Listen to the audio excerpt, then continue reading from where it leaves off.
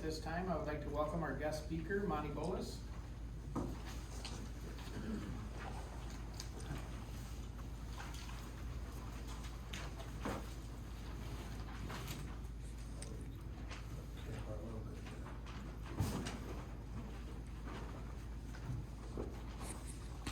guys only knew how uncomfortable this makes me.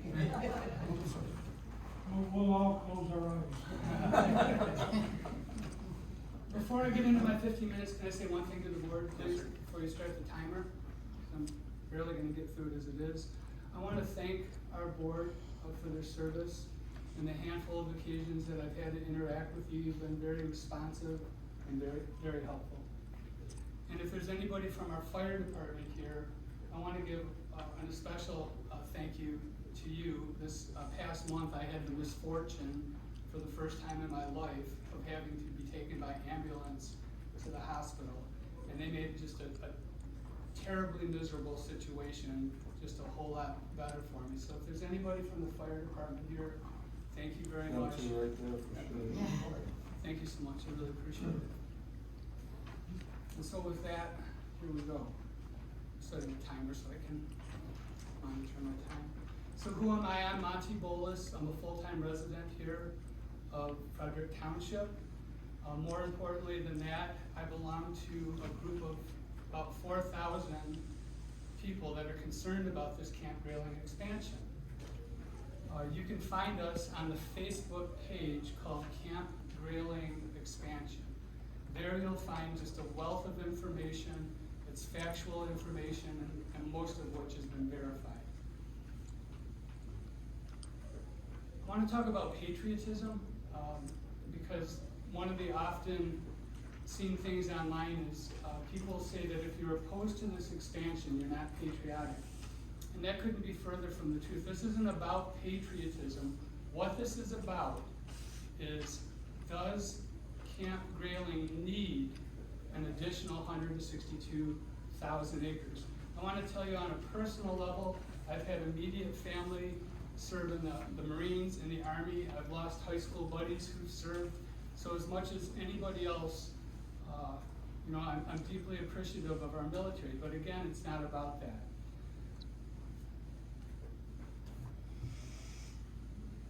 If this is not about patriotism, then what is it about? It's about Camp Grayling, which is already by far the largest National Guard training facility in America, asking for 162,000 additional acres of public land. To put things in terms that you can relate to, 162,000 additional acres is 253 square miles. That's like the size of Chicago. And so the question here is, has Camp Grayling provided us with convincing, authentic reasons why they need this additional land? So what I want to mention, and I want you to keep this in mind as I go ahead and talk, how big is Camp Grayling? Well, what you need to know is in the contiguous United States, there's 48 National Guard training centers.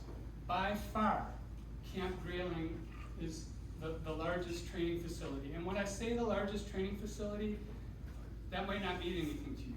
How large is Camp Grayling? You need to know that it's 60,000 acres, or 80,000 acres, or 100,000 acres larger than any of the other National Guard training facilities. That's significant. What you also need to know about Camp Grayling is, of the 148,000 acres that they currently control of public land, there's a significant portion of that land that they never utilize. It just sits there. It never goes used. And of the land that they do use, they don't use it year-round. They use it about 2/3 of the year, which means there's, on average, about 120 days a year where they're not even using the land that they currently control, which certainly seems to speak to the point that that land could be better utilized before they start asking for additional land. The other thing you need to know is that over the last 3 decades, the size of the National Guard and the military in general has went down by 30 or 40%. So this is also not a situation of Camp Grayling coming to us and saying there's far more guardsmen than there were 30 years ago, and therefore we don't have room on the 148,000 acres. That's not the situation at all. So please keep those points in mind as I go forward. The reasons Camp Grayling has cited for needing this additional land is that they say they want to fly drones and unmanned aircraft. They say they want to engage in electronic and cyber warfare. And they also said they want to engage in what they call low-level, unobtrusive, quiet ground operations or ground maneuvers. Now I want to speak to those points really quick. Anyone in this room can fly a drone. All you have to do is go take a test, pass the test, put a drone in your backpack, walk out to state land, and fly your drone. The rule is that you have to keep it in sight. They call it line of sight. So Camp Grayling doesn't need 162,000 acres to fly drones. Regarding the unmanned aircraft, Camp Grayling can't fly that unmanned aircraft in the Frederic area because the restricted airspace that they control is east of I-75, which begs the question, if they are granted this 162,000 acres, is it their intent to move the restricted airspace? I'm a pilot and I can speak to this kind of from experience. Is it their intention to move the restricted airspace that's east of I-75 and starts roughly at Grayling and goes up to Otsego Lake? Are they going to move it westward over us to cover the proposed expansion area, thereby resulting in significantly more air traffic? If you look around, it's rare when we see an F-16 fly around or a helicopter or a drone or anything like that. It's because of the restricted airspace. Regarding these reasons that were cited by Colonel Myers in each of the 3 meetings that I've attended, electronic warfare was brought up. Electronic warfare is simply using focused electromagnetic waves or radio signals, microwaves, to scramble the guidance of planes or bombs on the ground, or scramble the communication ability of troops on the ground. That's what this electronic warfare does. What you need to know is that of the 47 other National Guard units in the nation, many of them engage in this kind of training as it is, and they do so on a fraction of the land that Camp Grayling does. I want to give you an example. There's a National Guard training facility down in Georgia. It's called Fort Gordon. Last October, they had a battalion of cyber warfare specialists travel from Georgia all the way up to Indiana to engage in like a week-long cyber warfare operation. Do you know how much land they trained on? 1,000 acres. 1,000 acres. We have Colonel Myers asking for 162,000 additional acres, but yet here's a real-world example of an entire battalion traveling 800 miles to travel to train on 1,000 acres. Cyber warfare is even more frustrating than electronic warfare. Cyber warfare, as the name implies, is just using a computer and computer data, or what IT geeks would call code, to offensively or defensively deal with an enemy. What you need to know about cyber warfare is it can be done in this room, it could be done in your pickup truck, it could be done in the recliner of your living room. All you need is a computer and an internet signal, and you can engage in cyber warfare. You absolutely do not need 162,000 acres to engage in cyber warfare operations. The word lie is very inflammatory, but it seems to fit here. They don't need 162,000 acres to engage in cyber warfare training. As an example, I'll save that for the end because I'm running out of time. What you need to know is, in 2020, a general by the name of Paul Rogers, who was appointed by the governor to be General of Michigan, renamed the 4 existing National Guard facilities in Michigan, installations, and they rebranded them as the National All-Domain Warfighting Center, which is just a really fancy name that they arrived at to begin marketing our public land to the private sector to come in here and test and develop war-related technologies. It would be helpful if you Googled D-Business Magazine, and on pages 40 through 43, it details what I'm about to tell you.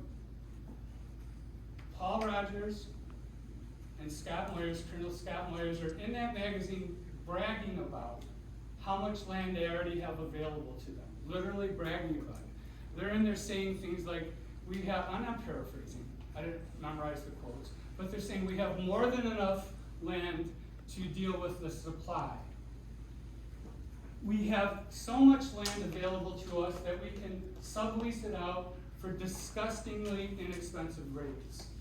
They gave an example of leasing out 3,000 acres for $150 a day.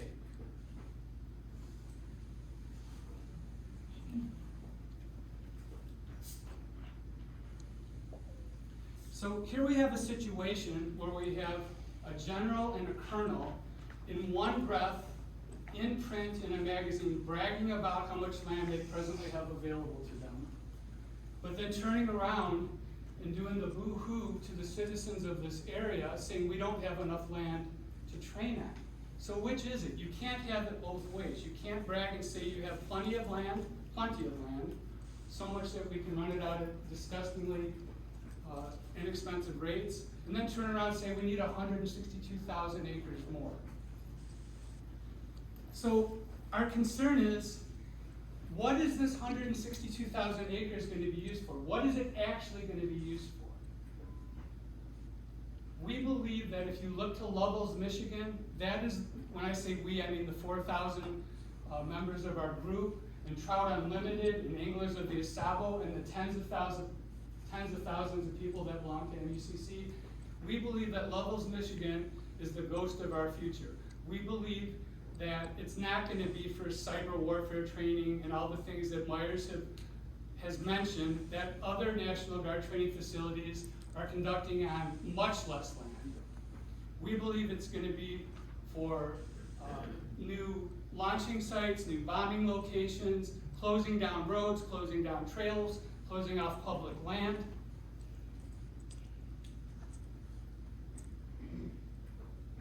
At the meetings that I've attended 3, they've had a DNR representative at present, and the DNR representative says that can't happen. What's happened over in Lovell's can't happen with regard to this additional 162,000 acres.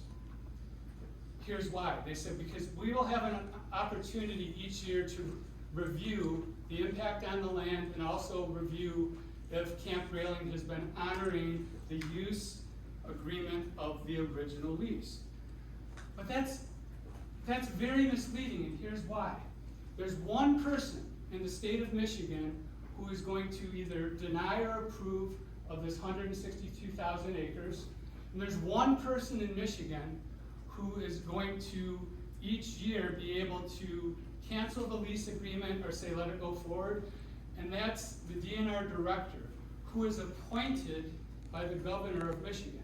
So as you can appreciate, if you have an appointed position, if you value your appointment, if you value your job, you're probably going to do what the governor instructs you to do, especially when you take into consideration that the governor's other key appointment as it applies to this 162,000 acres is General Paul Rogers. He's also an appointee of the governor.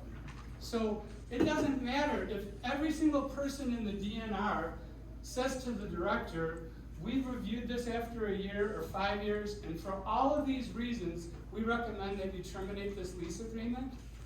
The DNR director is still, again, if he values his appointment, more than likely going to do exactly what the governor asks him to do. Especially if you've got the appointed general telling the governor, we're aware of all these things we're doing wrong. We've heard that the DNR director you've appointed is going to cancel our lease agreement, so the general is going to ask the governor to tell the DNR director to look the other way. So there is no system of checks and balances here. What has happened to Lovell's is about to happen to us, and I wish each of you could have been at the Lovell's meeting. There were 400 to 500 people there standing, many of which got up and gave passionate addresses to Colonel Myers about how their land has been misused. And so I'm running short on time here, so how can you help? If you're opposed to the expansion, you can take a few minutes of your time and write to the DNR director, Dan Eichinger. I can give you his email address, or you can go to our group's website on Facebook, Camp Grayling Expansion. You'll find his email address there. What I want to say to you is, what's in front of us right now isn't going to affect us just today and tomorrow or a year from now. If this goes through, it's going to change Grayling forever, because once Camp Grayling gets a hold of this public land, it'll never be returned to the citizens of Michigan. It's going to be exploited by the private sector to test and develop new weapons. And as I said, there is no authentic justification to need an additional 162,000 acres when the 148,000 you currently control is vastly larger than any other National Guard facility in the country. This is all verifiable information. This is not an opinion. I want to thank you for your time. I would have rather been anywhere else than here tonight. Believe me when I tell you, but I feel very passionately about our public land. Thank you for hearing me out.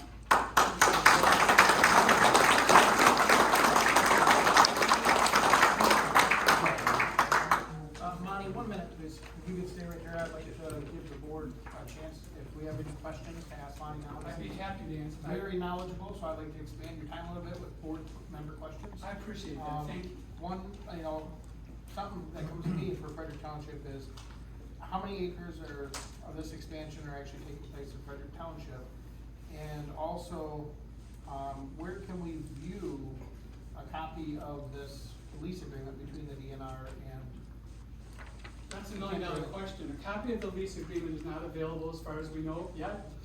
I can't tell you specifically, like give you a number of how many acres are affected in Frederic Township. What I can tell you for Crawford County is, there's 255,000 acres of public land in Crawford County. As it is right now, Camp Grayling already occupies 97,000 of the 255,000. If this is granted, probably another 80,000 is going to be affected.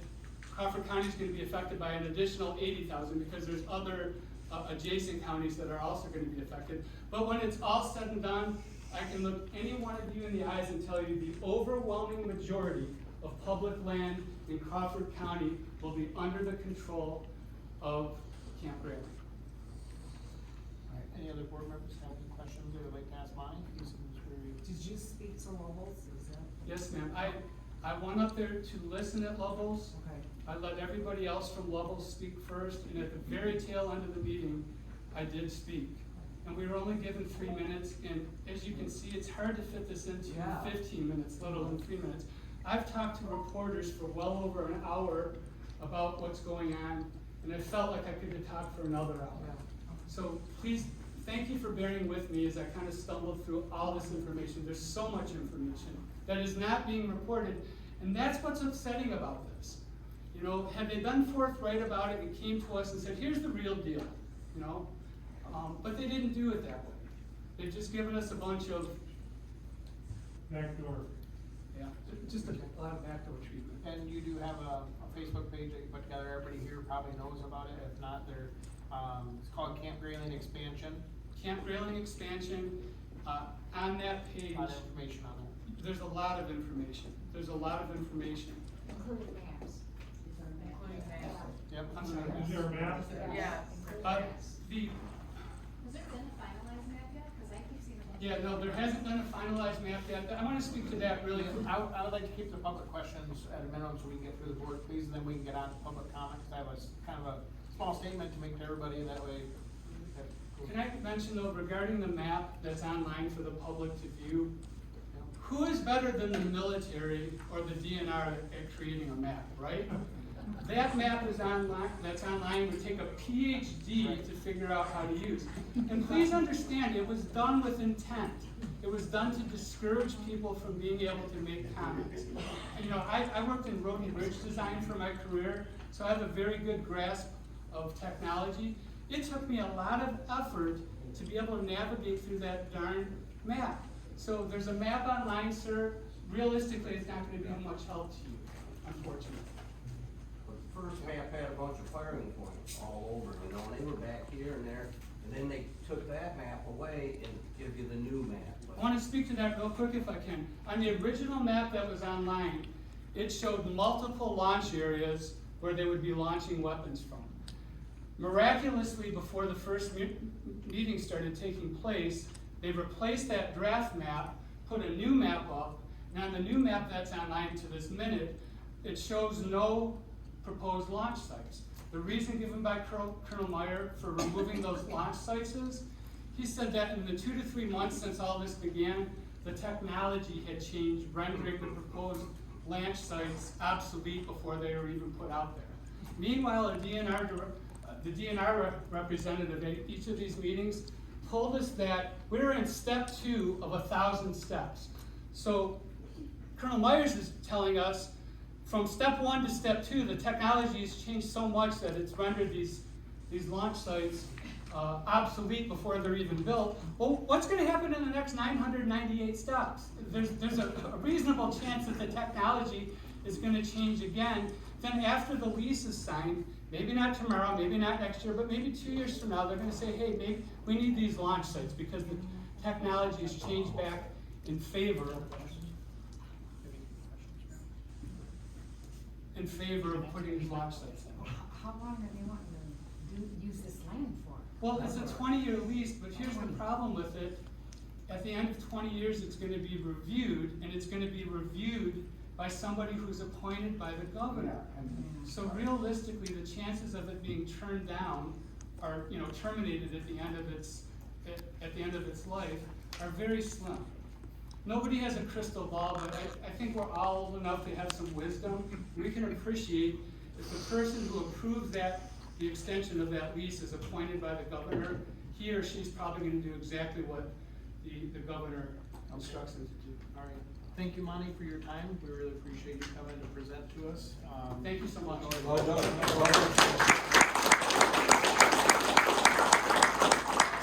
All right, so before we move into the public comment, just, I have been in contact with, or indirect contact with the camp commander. We are looking at, it'll be after Northern Strike's over, so sometime in September. He is willing to come here, for a Q&A session with the public. So when that date comes out, I will get that out to everybody that, you know, I'll get it out to Monty, of course, and on your guys' site. And I'm just, you know, hopefully we can keep it peaceful and so he's willing to come here and we want to hear both sides of the story. So I know that us as a board, we hear you guys out here. We got handed a packet here tonight that we did lots of information. We have Monty's information. I encourage all of our board members to check out this Facebook page. There is a lot of information on there before we make any decisions, but at this time, I would like to, we can go ahead and move forward with public comment. We'll do it by a raise of hands, which I see one already. That's what we'll start with. We are gonna limit it to 3 minutes per person, okay? You only get to comment on the subject one time. Just so we can move through this slowly. Please don't take any offense if we don't give any answers on it. Remember, this is not a Q&A. This is, you know, your guys' comments for us and the public to hear. So we would love to hear from you. Mr. McNamara? Mike McMahon. Please come up to the podium and write your name down. My name's Mike McNamara. I'm a Grayling resident. I am a property owner and taxpayer in Frederic. So before, hold on, can you write down your name and address and stuff real quick? I'm not And then I'll wait until you're ready and then we'll get you 3 minutes going. All right, thanks for talking. See you later, pal. Randy and I used to be partners at work. Yeah, we've known each other many, many moons. So there are some pictures on your desk. If all the elected officials have seen them, I'd like to make sure the audience gets to see them too. And this is, and we'll get them back to Yeah, the ladies didn't see them Mrs. yet. Dawson and Mrs. Friedman. Those are pictures of my buddy Skeeter's dog. Skeeter went to high school with me. He's got hounds. Those are 5 dogs that got sliced like they played badminton with Freddy Krueger. They got hung up on concertina wire that wasn't supposed to be used during the lease agreement, and that have been left there, that wire, half of it's rusty. Every time we find it in the woods, we drag it up, hook it on the back gate at Howell Road, and we drug up miles of it, and it's still out in the woods. I will say that there's been no study about electronic warfare. This whole program is in its infancy stages. There is no documentation, no Army regulation, believe that or not. There's no factual, hard evidence to know what we want. So we're gonna ask for 180, 160, 100 and whatever thousand acres. They took a paintbrush and they went just like this around the map. Poof, that's what we're asking for. They even asked for the Williams, McGillsey, MacArthur property. They asked for property in DeWard. Not even smart enough to know what they're asking for. And boy, they were sure gracious enough to give us deer season that they wouldn't use that property.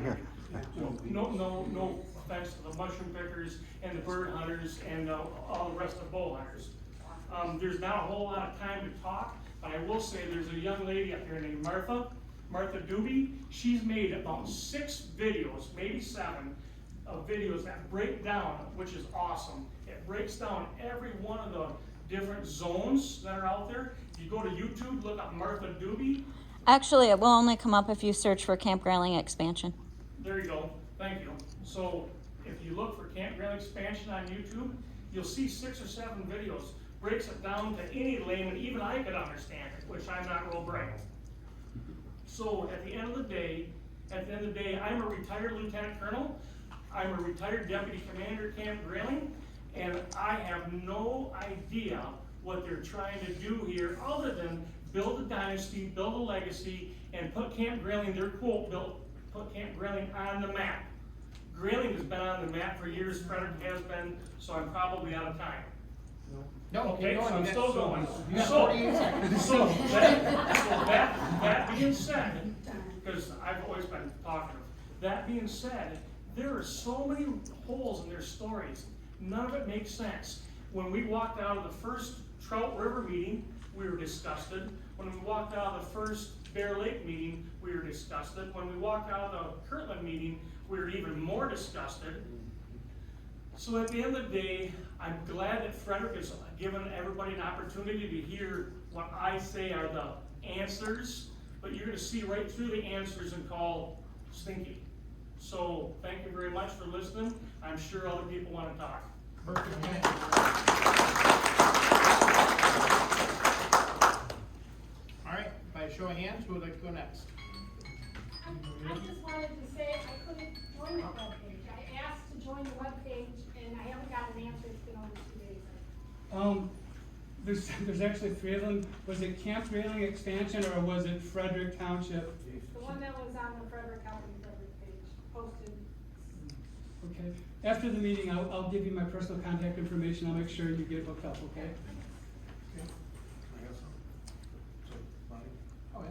Monty, what is your Frederick page? What is it? Camp Grayling expansion It's Camp, Frederick? it's, okay. I just created a page called Frederic Township Camp Grayling expansion information, just to encourage people from the area to come to this meeting. I'll probably do away with that page. The main page that people need to go through is simply called Camp Grayling expansion. I'm aware of that one. I was wondering, I thought Yeah. there was one for Frederick residents Yeah. that we could put out that they could go to if they wanted. I can keep it up or take it down, whatever the community's familiar with. I was just trying to facilitate people showing up to the meeting, Thank you. that's all. Okay. Brandon? Yes. I just had a quick question. Is there any place to go where we can see what acreage they're talking about they're wanting? Right on our website on fredericktownship.org, you can pull it up, and if you scroll down underneath where you'll see where like our meetings at, Yeah. and then down it'll say like pay taxes, and then the very next thing I think is the Camp Grayling expansion, or comment on the Camp Grayling expansion, click there, and it'll show up, their map will pop up, that go, all the comments that go on there. It's really hard to follow at first, because I had a hard time finding the legend.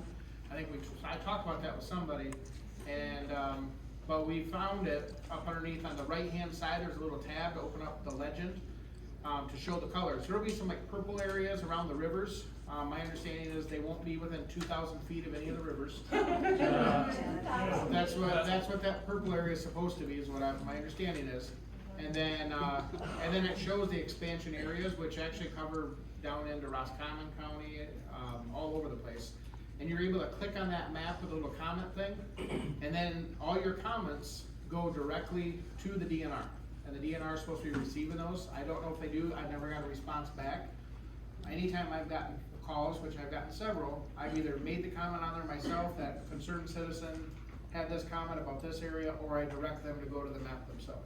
Well, the reason I ask is there's been talk around the neighborhood about, all that clear cut down on Cameron Bridge Road, down towards Manistee.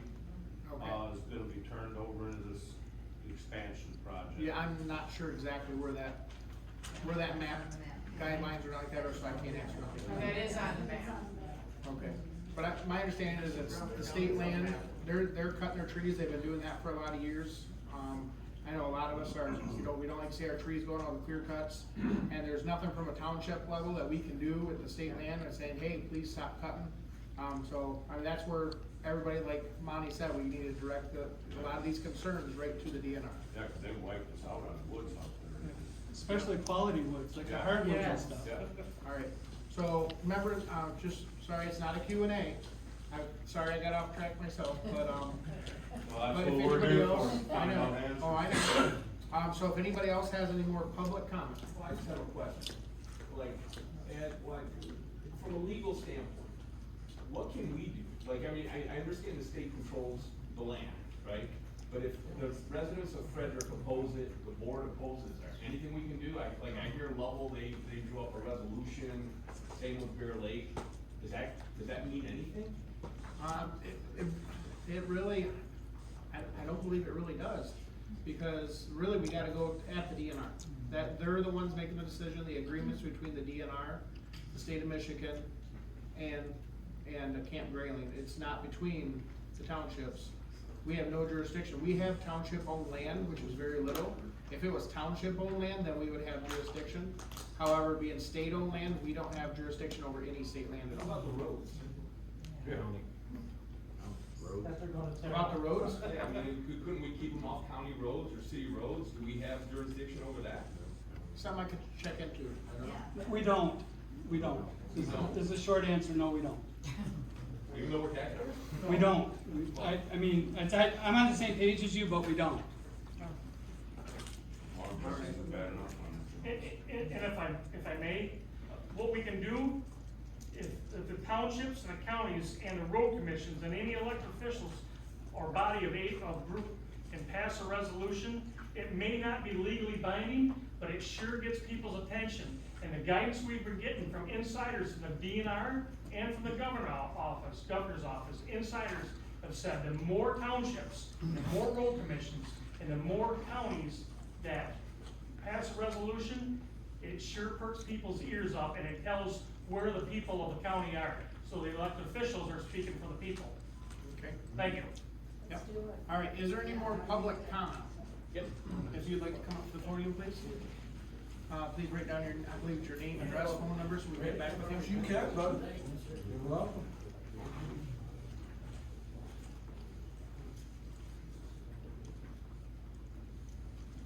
Thanks, sir. Thank the board. My name is Adam. I live on the Assalta River, just south of Patterson Road. I hold a general class license to broadcast from the FCC, amateur radio under the call sign N8AJF. And I have pretty big concerns about radio communications disruption with directed energy weapons. I have a college degree in electrical engineering technology, and I've worked in electronics all my life and worked for military contractors. I'm very familiar with directed energy weapons, active denial system from Raytheon, and I have concerns about radio communications, especially my significant other works from home and relies on radio communications cellular link to perform her job on a daily basis. And if there's no internet or there's disruption in communication, there's disruption in paycheck and ability to do her job.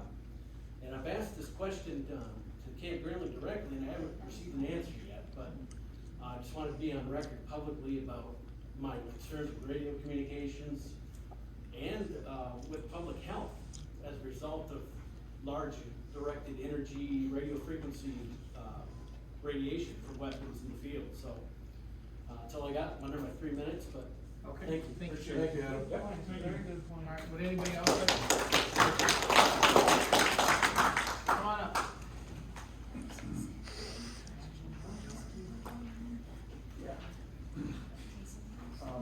We live on the Manistee, and this 1,500 feet or 2,000 feet that we were told they wouldn't get closer to the river.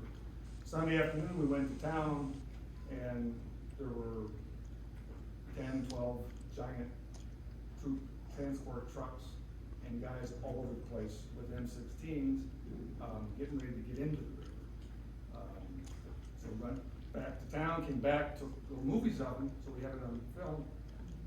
And then we got home, and about 4 o'clock Sunday afternoon, we're sitting on our deck, and 7 fully loaded boats went by with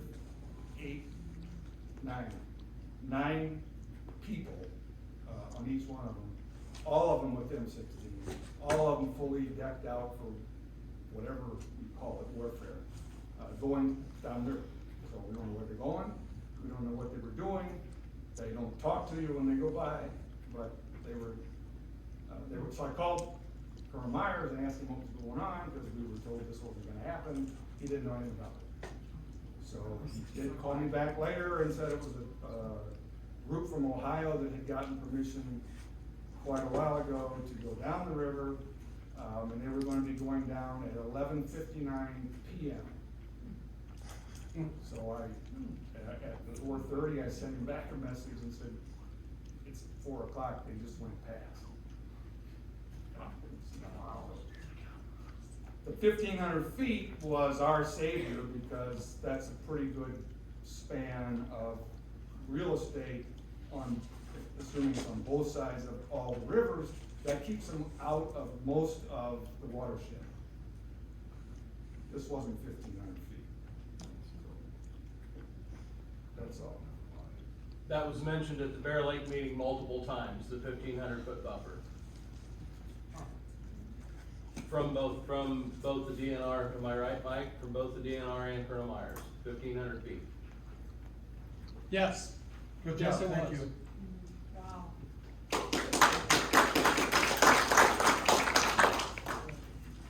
Okay, anybody else like to speak on public comment? You were the presenter, you can do public comment. Thank you.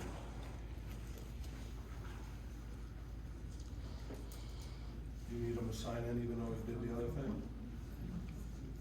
No, we don't do this. Somebody asked a question about roads. If anybody's been on 612 east of I-75, you're absolutely familiar with how horrible the roads can be when the military uses it repeatedly. Now look at 612, like west of Frederic. I know there's a little patch right in Frederic where it gets a bit bumpy. That's our future right there. And the difficulty is our municipalities and our road commissions don't have the money to fix those roads. So that's another real negative consequence of what is in our future. One thing I didn't talk about, and I think it kind of lets you know how much the public land means to me, is I didn't mention anything about money, or I didn't mention anything about home values. There's a very real chance that if this military land grab goes through, that our home values are going to be significantly adversely affected. And think about it logically. If there's 2 homes on the Manistee River that you like both of them, and one is in the military area, and one isn't in the military area, you can appreciate how it's going to drive down the value of our homes. Now for a guy like me, I'm just an average Joe. I dreamed my whole life of having a place on the Asaba or the Manistee. It took me literally 28 years to fulfill that dream. I specifically bought where I bought to get as far away from Lovells and as far away from Camp Grayling and all the tanks and all the bombs and all the commotion. And now I'm being told, potentially with the sweep of a pen, I'm going to be completely enveloped by this proposed land expansion. And then like our homes for many of us, it's one of our most significant investments, you know? And so I don't wanna see my home values go down. I have neighbors that have put tens of thousands or even 100,000 into their homes recently. You know, I wonder if they would have did it if they knew that this was happening. The other thing I wanted to speak about is the 1,500-foot buffer zone. That's a joke. That's a joke. By definition, our rivers sit at like the lowest points in our town, and everything flows downhill to our rivers. These are esteemed, prized, nationally renowned trout streams that are going to be affected by what goes on around here. How many people have seen wildlife come up to the river, especially like in the winter and stuff like that? The 1,500 feet shouldn't be just about giving us a buffer of protection. It should be wildlife, because there's not a lot of places for animals around here to get water, so they hang out, you know, within a mile or two of the rivers. So once all that commotion starts going up on in the woods, they need to have some place to go to feel safe, where they don't have to walk great distances. And 1,500 feet isn't enough. It's 5 football fields, for heaven's sakes. And the last thing I want to say real quickly is I know that our board is in a precarious position. I think everybody here knows that for a number of years, our fire department has had a contract with Camp Grayling. And so, like, I wouldn't want to be in your shoes. Like, I'm not asking you to do anything that would adversely affect the employment of our firefighters. So I already said greatly appreciate. But the other thing our board needs to think about is property values. What if our property values start declining and your revenue from taxes goes down? You need to factor that in also. So I think that's a valid point and something to be concerned about. You know, when our property values go up, our taxes go up. We don't like it, but that's life. You know, what happens when our property values go down? Water gets poisoned. Or the water gets poisoned. Can I ask you a question? May I? Go ahead, yes. So within the DNR, you got the DNR director, so isn't there a DNR wildlife? Aren't they conflicting with each other on that? Well, here's the answer to that question. Aren't they supposed to protect our rivers and wildlife? Yeah, this is very important. And this is very telling. We had a number of people call various DNR wildlife offices and say, what in the heck is going on? And what is your stance on what is going on? And every single biologist, fisheries specialist, field technician, every single one of them said, we have no idea what you're talking about. They learned about it in the news just like we did. And so here's a situation where all this is going on, and I've been told directly that anytime anything goes on in the state of Michigan that affects public land, it could be in the UP, all the other district offices get an email apprising them of this. Nobody received any internal communications about this, which is evidence that they were trying to push this through without the wildlife biologists being able to give their input. You should have made some business cards before you came, so people Yes. had questions. Here you know it's so, if there's any more public comment at this I time. just got one real quick question. We have a state representative that represents us in Crawford County. Our state representative right now, well, right now it's Dare Rendon. Correct. I would like you to ask her to come to the meeting when we have the boss meeting. All right. She will not be our. Okay, the only thing about that is she is not running for the next election, so come November, she will be, somebody else will fill her shoes. And whoever wins that, it'll be between Ken Borton and I'm not sure who, is there a Democrat or not? But I can reach out and invite whoever that may be. I appreciate that. Oh, Adam? Yeah. Yeah, no, I know Adam, but I thought, I must have read the results wrong. All right. Maybe, okay. You're welcome. All right, is there any more public comment? Come on up.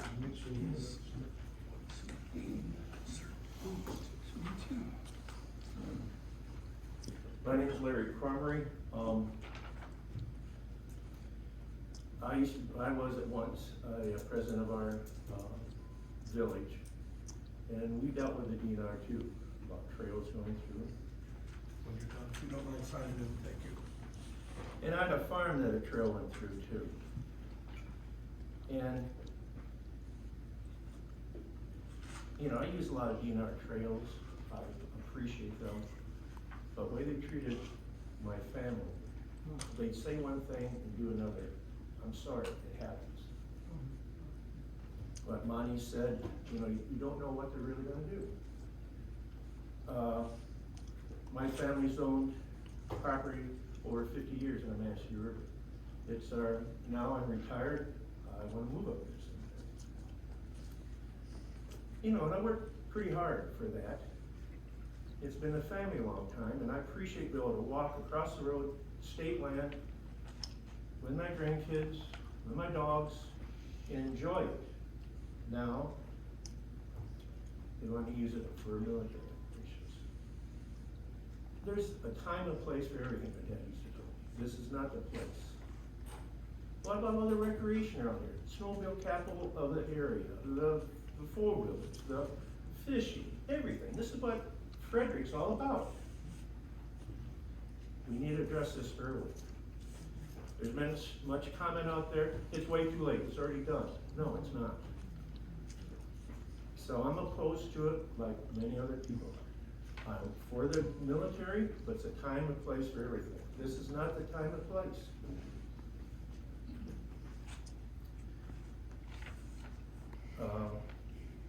You know, it's ironic that they wanna just put a rush on it and use our land. That's, you know, it isn't the time. And there is a comment here, the township has no backing, can't do much. I disagree. I've been on boards all my life, downstate. What this board says, if they pass a resolution against it, that carries a lot of weight, because all this is political. When they talk about the governor and the head of the DNR, they know what they're talking about. And if the governor doesn't like what that DNR rep is doing, or the commander of it, they're gone, just like it happened a few years ago. It happens every day. So, as early as you guys can get on this, the better. Thank you. Thank you, sir.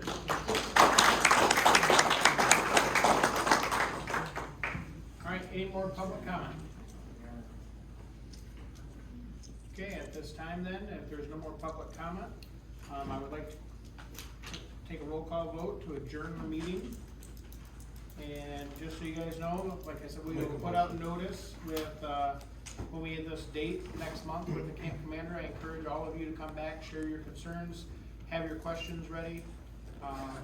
You know, let's try to get your voices heard. I made a motion. Randy makes a motion to adjourn. All right, Swicky? Yes. Dawson? Yes. Friedman? Yes. Richardson? Yep. Gabriel? Yes. Adjourned. Yes. 18:31.